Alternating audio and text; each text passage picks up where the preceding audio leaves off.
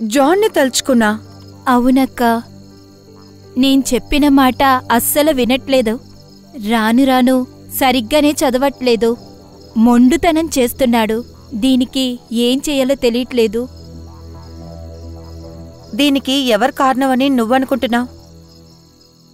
నువ్వేనమ్మా. నేనా? బెత్తాన్ని ఉపయోగించాల్సిన సమయంలో ఉపయోగించాలి. బెత్తాన్ని ఎప్పుడు ఉపయోగించాలి? చిన్న వయసులో ఉన్నప్పుడు. వాడి తల మన భుజానికన్నా ఎత్తు పెరిగిన తర్వాత కొట్టగలమా? కొట్టలేము. బెత్తాన్ని ఉపయోగించవలసిన ఆ రోజులలో చిన్నప్పుడే వాడిని గద్దించి బెత్తంతో కొడితే వాడు మారతాడు అని చెప్పబడింది.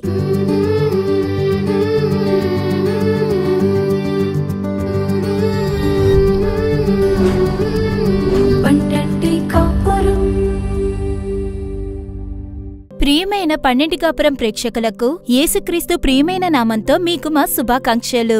ఈ పన్నెంటి కాపురం కార్యక్రమం ద్వారా మళ్ళీ మిమ్మల్ని కలిసినందుకు మాకు చాలా సంతోషం. ఈ పన్నెంటి కాపురం ద్వారా చాలా కుటుంబాలు ఆశీర్వాదాలు పొందాయని దేవుడికి మేము కృతజ్ఞతలు తెలుపుకుంటున్నాం. ఈ రోజున కర్రని ఉపయోగించు అనే శీర్షికతో కార్యక్రమం చూడబోతున్నాం. పిల్లల్ని సరైన దారిలో నడిపించండి, అప్పుడే దాని ప్రకారం వాడు నడుస్తారని పరిశుద్ధ గ్రంథం చెప్తుంది. పిల్లల్ని చిన్నప్పటి నుంచే సరైన దారిలో నడిపించడానికి కర్ర చాలా అవసరం అవుతుంది. కర్ర సరైన మాటలు, జ్ఞానాన్ని ఇస్తుంది. వాళ్ళకి భవిష్యత్తులో మంచి జరగడానికి చిన్నప్పటి నుంచే సరిగ్గా నడిపించటం చాలా అవసరమవుతుంది. ఈ కాలంలో కన్నవారు ప్రేమ అనే పేరుతో వాళ్ళ పిల్లల్ని వాళ్ళ ఇష్టానికి వదిలేస్తున్నారు. అది వాళ్ళ భవిష్యత్ కాలంలో వాళ్ళకి ఇబ్బంది అవుతుందని వాళ్ళు తెలుసుకోవడం లేదు. అందుకనే పిల్లల్ని బెదిరించే వయసులో బెదిరించాలి, ప్రేమ చూపించే సమయంలో ప్రేమ చూపించాలి. దేవుడు మనకిచ్చిన పిల్లల్ని ప్రార్థనతో, దేవుని జ్ఞానంతో నడిపించేటప్పుడు వాళ్ళ భవిష్యత్ కాల ఆశీర్వాదంగా ఉంటుంది. మీ పిల్లల సమాధానం ఖచ్చితంగా గొప్పగా ఉంటుందని దేవుడు ఆశీర్వదిస్తారు. ఇప్పుడు జ్యోతి అక్క నాటకం చూద్దామా?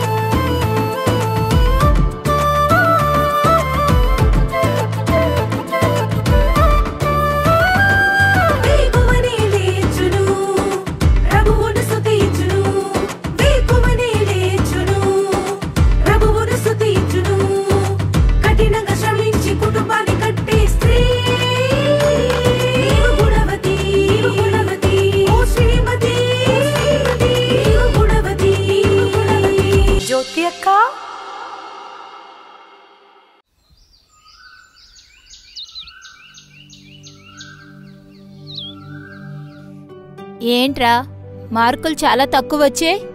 నువ్వు రాను సరిగ్గా లేవు. అలాంటిదేం లేదమ్మా. ఏంటి అలాంటిదేమీ లేదు? పోయిన ఎగ్జామ్ మార్క్స్ తో కంపేర్ చేస్తే ఇదెంత తక్కువ తెలుసా? ఇలాగే చేస్తే చూసుకో, తర్వాత ఎగ్జామ్ లో మంచి మార్కులు తీస్తానమ్మా. ఇలాగే పోయినసారి కూడా చెప్పావు. నన్ను మోసం చేస్తున్నావు కదా. నీకు దెబ్బలు సరిపోవడం లేదు. ఉప్పు మీద మోకాలు వేస్తే సరే అవుతుంది.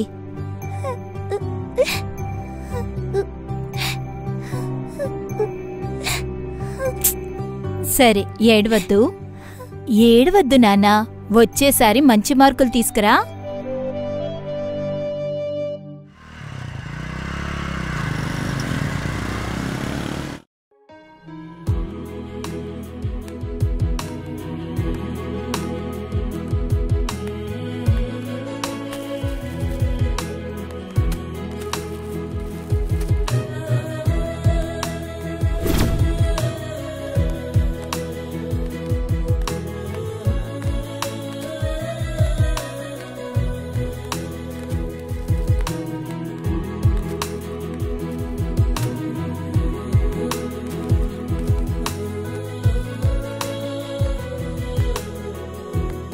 అమ్మా అమ్మ, నాకు ఆ ట్యాంకర్ పెన్ కొనివ్వండి.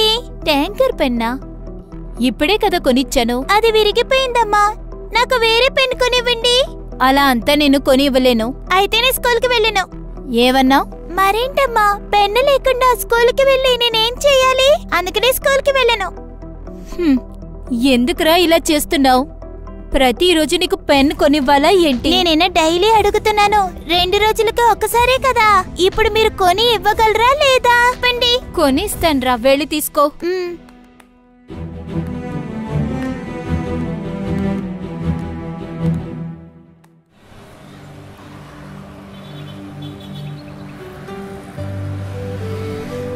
అమ్మా, నాకు డ్రాగన్ ఫ్రూట్ కొనివ్వండి అమ్మా.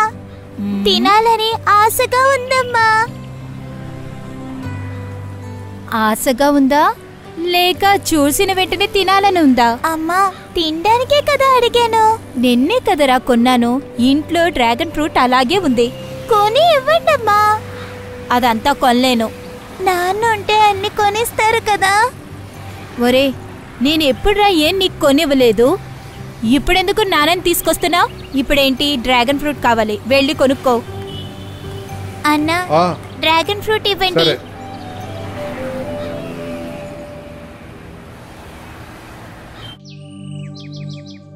జాన్ మిస్ని మాట్లాడుతున్నాను.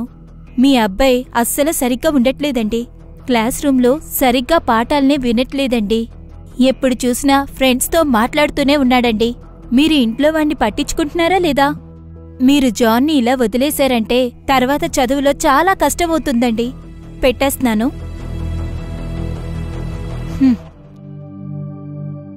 జాన్, ఏంటమ్మా? ఇప్పుడే మీ స్కూల్ మిస్ కాల్ చేసింది. చదవట్లేదంట, ఫ్రెండ్స్తో ఆడుకుంటున్నావంట. నువ్వసలు ఏమనుకుంటున్నావురా? వదిలేండమ్మా, చూసుకుందాం.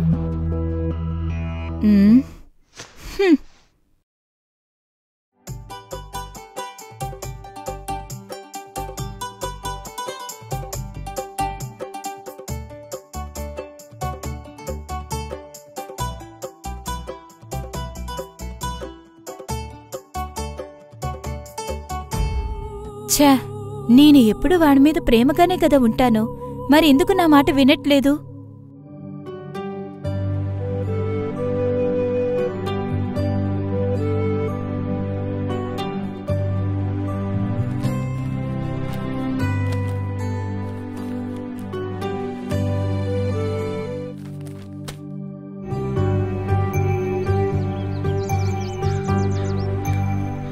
ఒరే,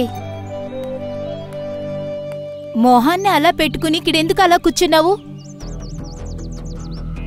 జుట్టు కత్తిరించుకోవడానికే కదా పిలిచాను. మరెందుకు ఇక్కడ కూర్చున్నావు? జుట్టు కత్తిరించుకోవడానికి వస్తాను, కానీ నేను చెప్పినట్టుగానే కత్తిరించాలి. ఎలాగా? 1 సైడ్ కటింగే చెయ్యాలి, ముందంతా కట్ చేయకూడదు. నువ్వు చెప్పినట్టుగా కత్తిరించలేను. అయితే నేను కూడా జుట్టు కత్తిరించుకోవడానికి రాను, వెళ్ళండి.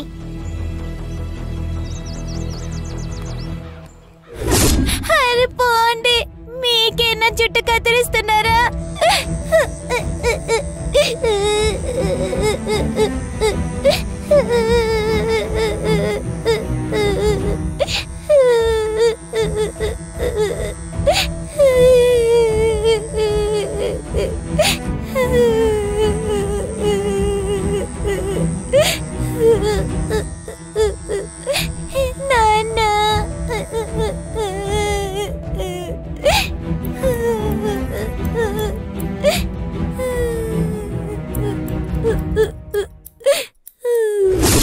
వీణ్ణి ఎలాగ నా దారిలోకి తీసుకొస్తానో తెలియట్లేదు. భయంగా ఉంది. ఇప్పుడెలా ఉన్నావమ్మా? సరిగ్గా చర్చికంతా వెళ్తున్నావా? వెళ్తున్నానక్క. ఆయన కూడా అక్కడ చర్చికి వెళ్తున్నారు. మంచిదమ్మా, దాన్ని అలాగే కొనసాగించండి. త్వరలోనే నీ బాధలన్నీ తగ్గిపోతాయి. నీ భర్తకి దక్కాల్సిన జీతం కూడా దొరుకుతుంది. దిగులు పడకు, సరేనా? ఇప్పుడు నా బాధ అది కాదక్కా. మరి వేరేం ప్రాబ్లం నీకు? నా కొడుకుని తలుచుకునక్క. జాన్ని తలుచుకున్నా? అవునక్క. నేను చెప్పిన మాట వాడు వినట్లేదు. రాను రాను సరిగ్గానే చదవట్లేదు. మొండితనం ఎక్కువ చేస్తున్నాడు. నాకు ఏం చేయాలో తెలియట్లేదక్కా. దీనికి ఎవరు కారణమని నువ్వు అనుకుంటున్నావు? నువ్వేనమ్మా. నేనా? అవును, నువ్విచ్చే చోటే నీ కొడుకిలా చెడిపోవడానికి కారణం. ఈ వయసులో నువ్వు వాణ్ణి మందలించి పెంచకపోతే వాడు ఇంకా పెరిగేటప్పుడు చాలా దారుణంగానే పెరుగుతాడు. ఏలీ తన పిల్లల్ని మందలించి పెంచలేదు. అందుకనే వాళ్ళ పిల్లలు స్వభావంలో దారుణమైన వాళ్ళగా పెరిగారు. నువ్వు నీ పిల్లల్ని బుజ్జగించు, తప్పులేదు. కాని అందుకని అన్ని విషయాల్లోనూ బుజ్జగిస్తే తనెలా మంచి పిల్లాడుగా పెరుగుతాడు? అన్ని విషయాల్లోనూ బుజ్జగిస్తే వాడిలో ఏమనిపిస్తుంది? నేను ఏం చేసినా మా అమ్మ నన్ను ఏవీ చెప్పరని అనుకుంటాడు కదా. ఇంట్లో కర్ర కొనుంచు, పిల్లాడిని కొట్టి పెంచు. మందలించలేనివాడు తన కొడుకుని పెంచలేడని వాక్యం అంటోంది. తప్పు చేసేటప్పుడు ఆ కర్రని వాడు చూస్తాడు. మా అమ్మ నన్ను ఖండిస్తుంది అని వాడికి అనిపిస్తుంది. తనిష్టానికి వదిలేసిన బిడ్డ తల్లికి అవమానాన్ని తీసుకొస్తుంది. నీ పిల్లాడిని దేవుడికి తగినట్టు నువ్వన్ని పెంచు. మందలించడానికి ఆలోచించుకో. అది వాడికి ఆశీర్వాదాన్నే తీసుకొస్తుంది. సరే అక్క. జ్యోతి అక్క నాటకం చూసారా? తర్వాత దేవుని వాక్యం చెప్పి మీ ఆశీర్వాదాల కోసం ప్రార్థించడానికి సహోదరి వసంతి పాల్ సిద్ధంగా ఉన్నారు. జాగ్రత్తగా దేవుని వాక్యం వినండి. మీరు దేవుడి దగ్గర నుంచి ఆశీర్వాదాలు పొందండి.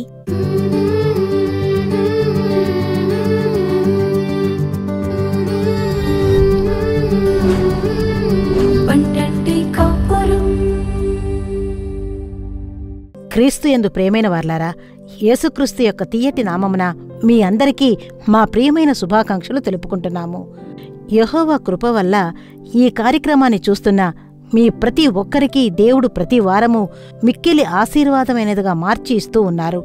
ఎన్నో మార్పులు, ఎన్నో ఆశీర్వాదమైన మార్పులని యెహోవా మీ కుటుంబాలకు ఇస్తున్న దాన్ని తలుచుకుంటూ తెలుసుకొని యెహోవాను స్తుతిస్తున్నాము. ఈ రోజును కూడా మాతో కలిసి ఉన్న మీ ఒక్కొక్కరి కోసము మేము యెహోవాను స్తుతిస్తున్నాము. దేవుని వాక్యానికి ఈ రోజు మనల్ని మనం అర్పించుకొని ప్రార్థించబోతున్నాం. యెహోవా ఈ రోజున మనతో ఏం మాట్లాడాలని ఇష్టపడుతున్నారు అంటే బెత్తాన్ని ఉపయోగించు అనే శీర్షికతోనే ఈ రోజు యెహోవా వాక్యాన్ని ధ్యానించి ప్రార్థించబోతున్నాం. ఈ కార్యక్రమాన్ని ఎంతో మంది తల్లిదండ్రులు చూస్తున్నారు, ఎంతో మంది తల్లులు చూస్తున్నారు, ఎంతో మంది తండ్రులు చూస్తున్నారు. చాలా సంతోషం. దేవుడు మీకిచ్చిన పిల్లలని మీరు ఎంతగానో ప్రేమిస్తున్నారు. వారి మీద ఎంతో ప్రేమతో ఉన్నారు. నా బిడ్డ ఎందులోనూ తక్కువ కాకూడదు, వాడు బాగా చదవాలి, బాగా దేవునికి ప్రీతిగా జీవించాలి, గొప్ప స్థానానికి వెళ్ళాలి, వాడు ఏ కార్యంలోనూ సిగ్గుపడి ఉండిపోకూడదు, బాగా ఆశీర్వాదంగా ఉండాలి.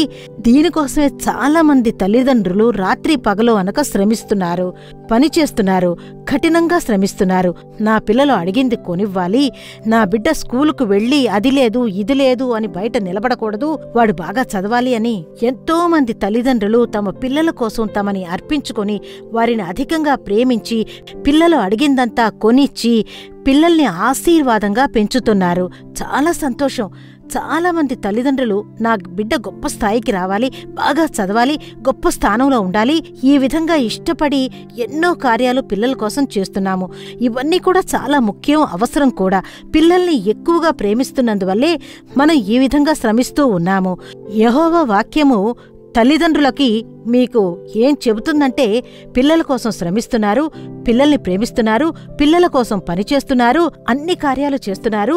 కానీ ఈ విధంగా ప్రేమించేటువంటి తల్లిదండ్రులకి దేవుడు యెహోవా చెప్పే ఒక సలహా ఏమిటంటే మనం ప్రేమించే కార్యములు చేస్తే మట్టుకు సరిపోదు. మనం ఏ విధంగా పిల్లల్ని ప్రేమించటం నిజమైతే దేవుని వాక్యము మనకి ఒక సలహాని ఇస్తుంది.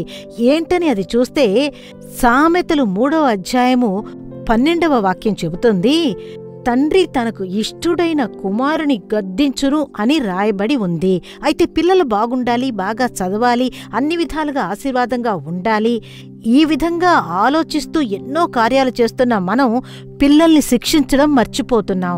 ఎన్నో సందర్భాలలో పిల్లలు తప్పు చేసేటప్పుడు వారి మీద ఉన్న ప్రేమ వల్ల పిల్లల్ని శిక్షించకుండా, గద్దించకుండా, తిట్టకుండా వదిలేస్తున్నాము. చాలా మంది తల్లిదండ్రులు బిడ్డ మారం చేస్తాడే, ఇప్పుడు వాడిని కొడితే ఏడుస్తూ భోంచేయడే, భోంచేయకుండా నిద్రపోతాడే, నా బిడ్డ తినకుండా ఉంటే ఎలా, ఈ విధంగా తల్లిదండ్రులు ఆలోచిస్తూ గద్దించాల్సిన సమయంలో గద్దించకుండా పెంచేస్తున్నాము.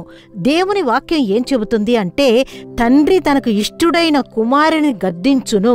అయితే మీరు మీ పిల్లల్ని ప్రేమిస్తున్నారు నిజమే, వారి కోసం శ్రమిస్తున్నారు నిజమే, కానీ ప్రేమించే మీరు పిల్లల్ని శిక్షించి పెంచాలి అని దేవుడు ఇష్టపడుతున్నారు. దాన్నే సలహాగా రాసి ఇచ్చారు. అదే సామెతల పుస్తకము 13వ అధ్యాయము 24వ వాక్యం చెబుతుంది అంటే, బెత్తము వాడని వాడు తన కుమారునికి విరోధి, కుమారుని ప్రేమించువాడు వానిని శిక్షించును అని రాయబడి ఉంది. అయితే బెత్తము వాడని తండ్రి తన కుమారునికి విరోధి అని చెప్పబడి ఉంది. ఈ రోజు మనం పిల్లల్ని ప్రేమిస్తున్నాము అని చెబుతున్నాము, కానీ గద్దించాల్సిన రోజులలో గద్దించకుండా వాడు పెరిగి అణగకుండా మాట వినకుండా తప్పుడు మార్గాలలో వెళ్ళిపోతున్నప్పుడు ఏడుస్తున్నాం. పిల్లల్ని తలుచుకొని కలత చెందుతున్నాము. పరిచారకుని వద్దకు తీసుకొస్తున్నాము, మీటింగులకు తీసుకొస్తున్నాము.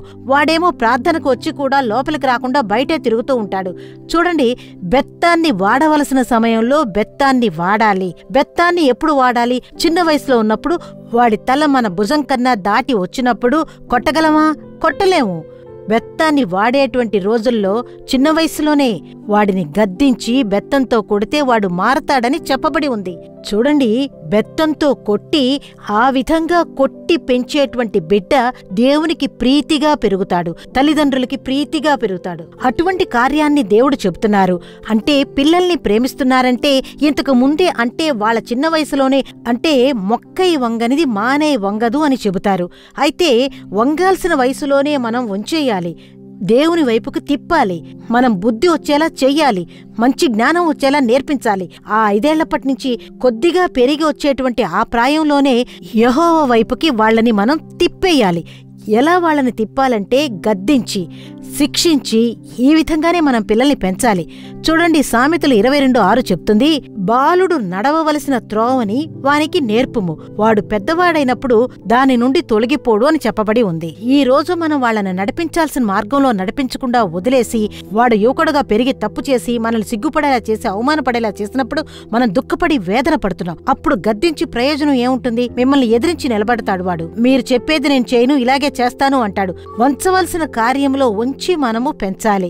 చిన్నపిల్లల్ని చూడండి, తినేటప్పుడు తిననని మారం చేస్తూ ఉంటే వెంటనే మనం చేతికి సెల్ ఫోన్ ఇచ్చేస్తున్నాం. తీసుకున్న తర్వాత ఆ బిడ్డ తింటుంది. బిడ్డ మారం చేస్తూ మనల్ని పని చేయనివ్వట్లేదు అంటే చేతికి సెల్ ఫోన్ ఇచ్చేస్తున్నాము.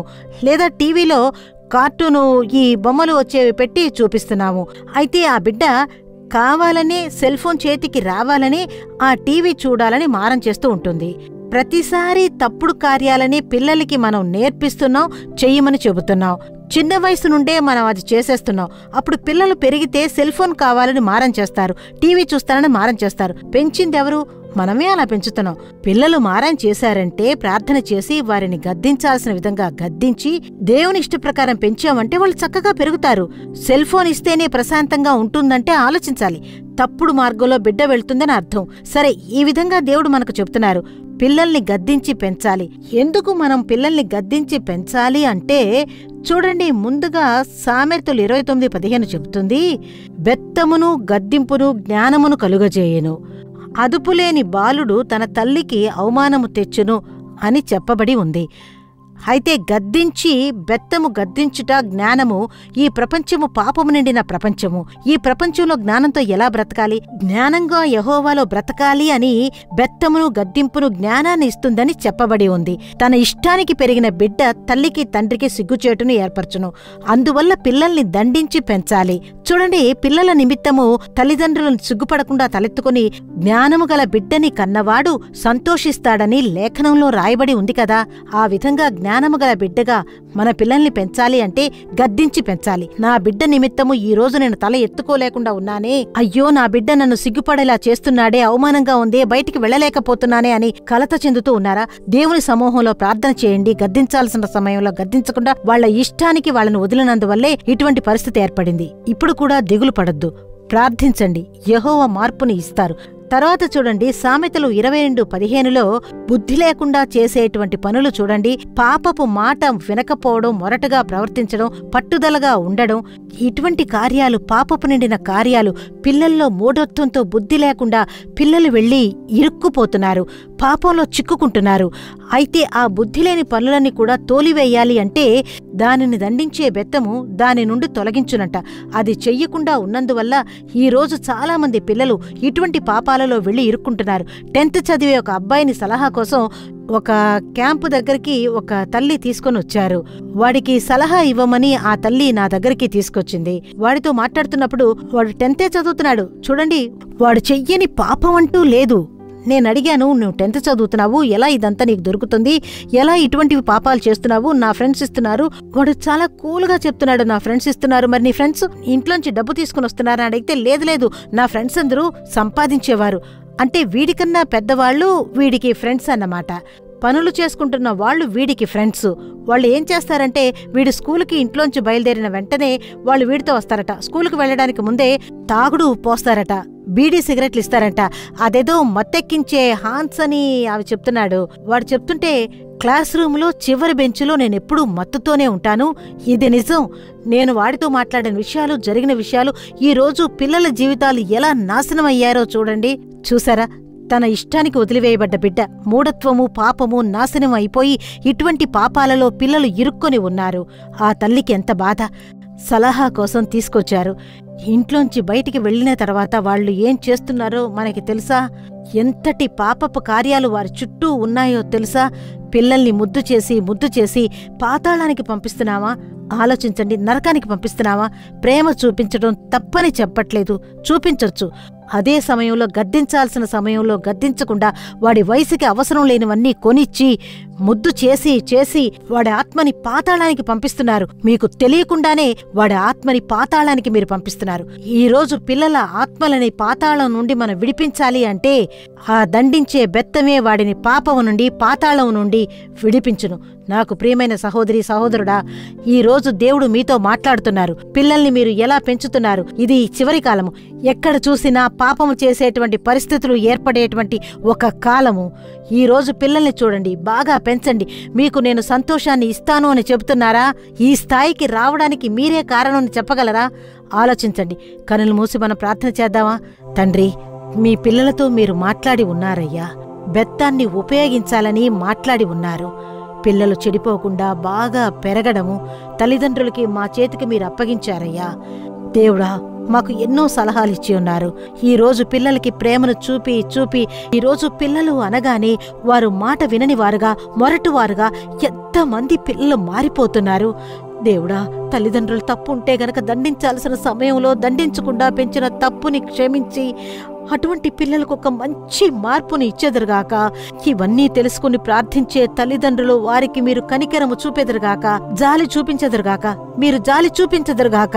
దండించకుండా పెంచాము, బిడ్డ ఈరోజు ఇంత పాపంలో ఇరుక్కున్నాడే, ఆ విధంగా బాధపడే పిల్లలకి కనికరము చూపి, దయ చూపి ఈ పిల్లలకి దేవుడా ఒక మార్పుని ఏర్పరచుదురుగాక. వారి హృదయాలలో మార్పు రావాలి. పాపపు జీవితానికి పరిష్కారం ఇవ్వండయ్యా. ఈ రోజు ఈ పిల్లల జీవితాల్లో మార్పుని ఆజ్ఞాపించుదురుగాక. క్షమించి కనికరము చూపెదురుగాక. పిల్లల కోసం తల్లిదండ్రులు ఇది చూస్తూ ఉండే పిల్లల్ని దండించి పెంచడానికి వారి మనసులో యెహోవా మాట్లాడెదురుగాక. అన్ని క్రైస్తవ కుటుంబాలలోనూ, దేవుని తెలుసుకున్న కుటుంబాలలోనూ మంచి మార్పు వచ్చునుగాక. మీ ప్రేమగల హస్తానికి అప్పగించి మేము ప్రార్థన చేస్తున్నాము. లేఖనం చదివి లేఖనం ప్రకారం, దేవుడిచ్చిన సలహా ప్రకారం పిల్లల్ని పెంచడానికి తల్లిదండ్రులకి మీరు సహాయం చేస్తున్నందుకు మీకు స్తోత్రము. పిల్లల వద్ద, తల్లిదండ్రుల వద్ద మంచి మార్పును ఆజ్ఞాపిస్తున్నందుకు మీకు స్తోత్రము. యేసుక్రీస్తు ద్వారా వేడుకుంటున్నాము మంచి తండ్రి. ఆమేన్, ఆమేన్. ప్రియమైన వారలారా, ఈ రోజు కార్యక్రమం మీకు ఆశీర్వాదంగా ఉందని మేము నమ్ముతున్నాము. మీరు పొందిన ఆశీర్వాదాలను, మేళ్లను మాకు తెలియజేయడం మర్చిపోకండి. మీ ప్రార్థన అవసరాలు ఏవైనా సరే అది ఉత్తరం ద్వారా, ఈమెయిల్ ద్వారా మాకు తెలియజేయండి. మీకోసం ప్రార్థించడానికి, సలహా ఇవ్వటానికి సహోదరు మోహన్ శైలాశ్రస్ గారు, దేవుని పరిచారకులు సిద్ధంగా ఉన్నారు. రేపు, ఎల్లుండ టీవీలో ఇంకా Jesus radium social media platform లో టెలికాస్ట్ అవ్వబోయే ప్రార్థిద్దాం రండి కార్యక్రమం చూడండి. మళ్లీ వచ్చే వారం ఈ కార్యక్రమంలో ఈ సమయంలో కలుద్దాం. అంతవరకు దేవుడి కృప మీపై ఉండుగాక. మరిన్ని వివరములు, ప్రార్థన అవసరతల కోసం సంప్రదించండి. యేసు విడిపించుచున్నాడు పరిచర్యలు, నాలుమావడి, తూతుక్కుడి జిల్లా 628211.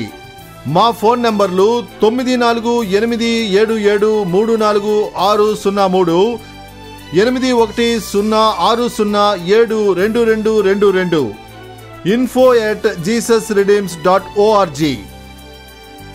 దేవుడు మిమ్మును దీవించునుగాక.